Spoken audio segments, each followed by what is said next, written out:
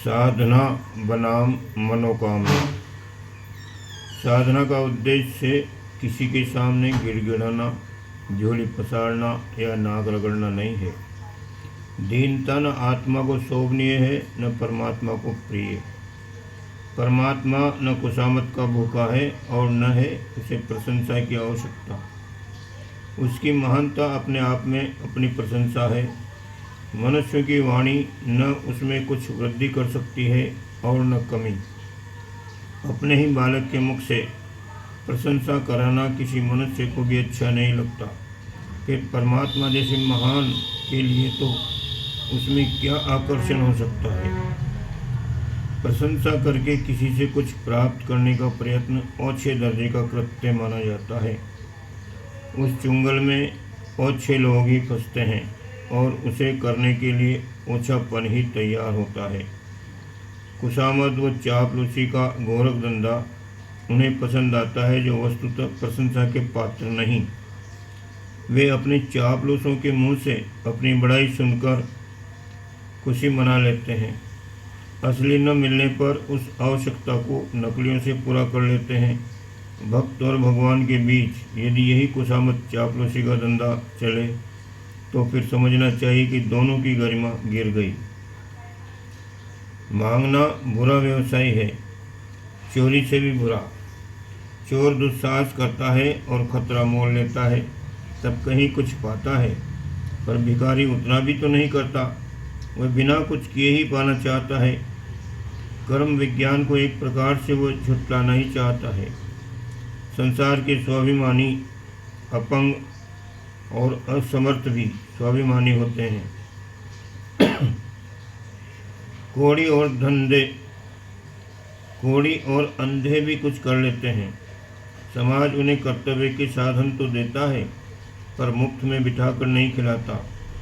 इसमें देने वाले की उदारता भले ही हो पर लेने वाले का ऋण के भार से दबना पड़ता है और दीन बनकर स्वयं स्वाभिमान का हनन करना पड़ता है। यह हानि उस लाभ से बुरी है जो किसी दान से कुछ प्राप्त करके उपलब्ध किया जाता है। उपासना से पाप नष्ट होने का वास्तविक अर्थ यह है कि वैसा व्यक्ति जीवन साधना के प्रथम चरण का परिपालन करते हुए दुर्भावनाओं, दुष्प्रवृत्तियों के दुष्परिणाम समझेगा और उनसे सतर्कतापूर्वक दूर हो जाएगा।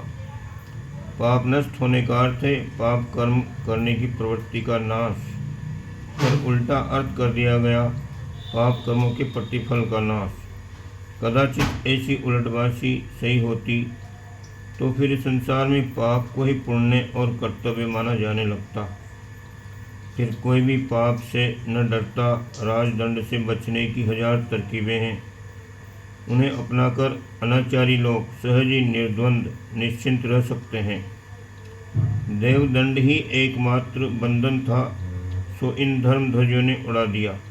अब असुरता को स्वच्छंद रूप से फलने फूलने और फैलाने का पूरा अवसर मिल गया।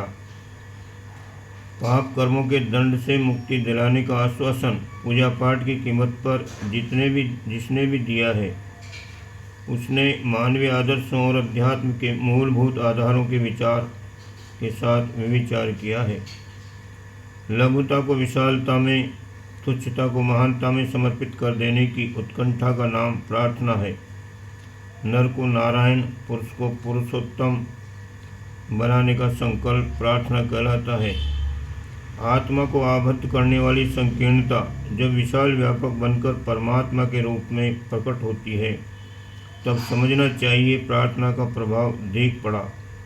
नर पशु के स्तर के ऊंचा उठकर जब मनुष्य देवत्व की ओर अग्रसर होने लगे तो उसे प्रार्थना की गहराई का प्रतीक और चमत्कार माना जा सकता है। आत्मसमर्पण को प्रार्थना का आवश्यक अंग माना गया है। एक शराबी ने नशे में धुत होकर किसी के हाथों अपना मकान सस्ते दाम में बेच डाला। होश आया तो अदालत में अर्जी दी कि नशे में होश आवास ठीक न होने के कारण वो बिक्री की थी। अब होश में आने पर उस इकरारनामे से इनकार करता हूँ।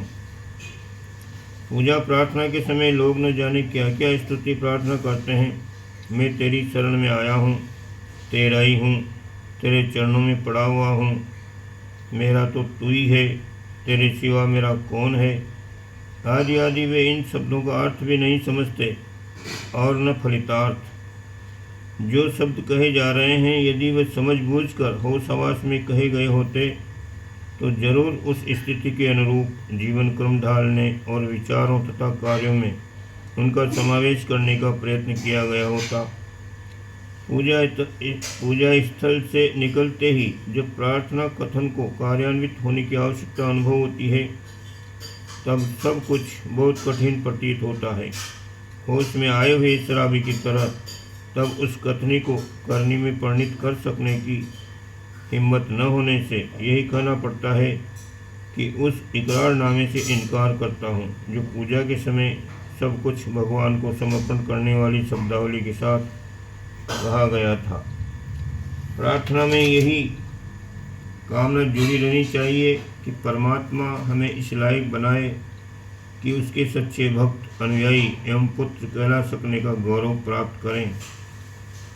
परमेश्वर हमें ये शक्ति प्रदान करे जिसके आधार पर भय और प्रलोभन से मुक्त होकर विवेक सम्मत कर्तव्य पथ पर साहसपूर्वक चल सकें और इस मार्ग में जो भी अवरोध आए उनकी उपेक्षा करने में अटल रह सकें।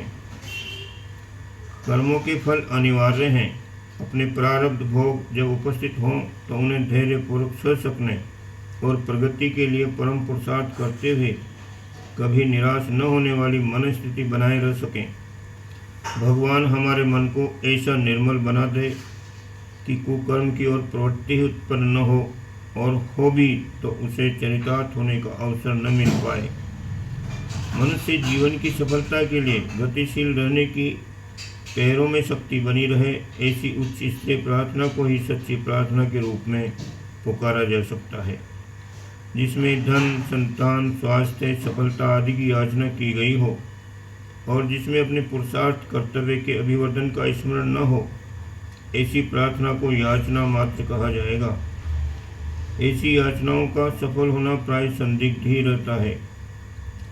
भगवान से मांगने योग्य वस्तुएं श्रद्धा, हिम्मत, श्रमनिष्ठा, सच्चरित्रता, करुणा, ममता, पवित्रता और विवेकशीलता जैसी वे सद्भावना एवं सत्प्रवृत्तियाँ हैं जो विपन्नता को संपन्नता में बदल देती हैं और अभाव रहते हुए जिनके कारण विपुल संपन्नता का सुख अनुभव होता रहता है।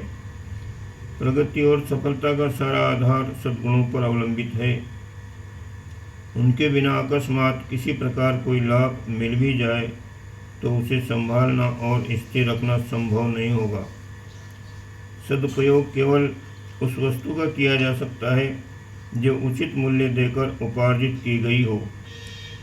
अनायास बिना परिश्रम की मिली हुई संपत्ति का अपव्यय होता है और उससे अनेक व्यसन और उद्वेग पैदा होते हैं जिनके कारण वो उपलब्धि सुखदायक न होकर अनेक विपत्तियां और विकृतियां उत्पन्न करने का कारण बन जाती हैं।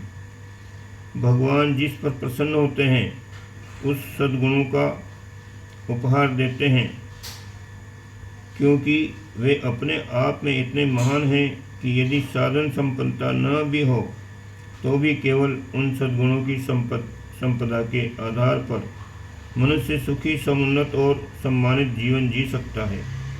यही दिव्य संपदाएं भगवान से मांगनी चाहिए। यही हैं विभूतियाँ जिन्हें वे अपने भक्तों को दिया करते हैं। भौतिक सफलताएं हमें अपनी भुजाओं और कलाइयों से मांगनी चाहिए। अपनी अकल को तेज करना चाहिए और सूझबूझ से काम लेना चाहिए। अवरोध उत्पन्न करने वाली त्रुटियों को सुधारना चाहिए। सफलता का द्वार खुल जाएगा। भगवान स्वयं अपनी विधि व्यवस्था में बंधे हुए हैं। उन्होंने इस संबंध में अपने आप के साथ तक कोई रियायत नहीं की, अपने सगे संबंधियों तक को छूट नहीं दी। कर्म फल की व्यवस्था को ही सर्वत्र प्रधान रखा। ऐसा न होता तो कोई पुरुषार्थ करने के लिए तैयार ही क्यों होता और कुकर्मों से बचने के लिए किसी को आवश्यकता ही क्या पड़ती। प्रार्थना मात्र से सारी सुविधाएं मिल जाती तो फिर कठोर कर्मठता के लिए कटिबद्ध होने की इच्छा ही क्यों होती। ओम शांति।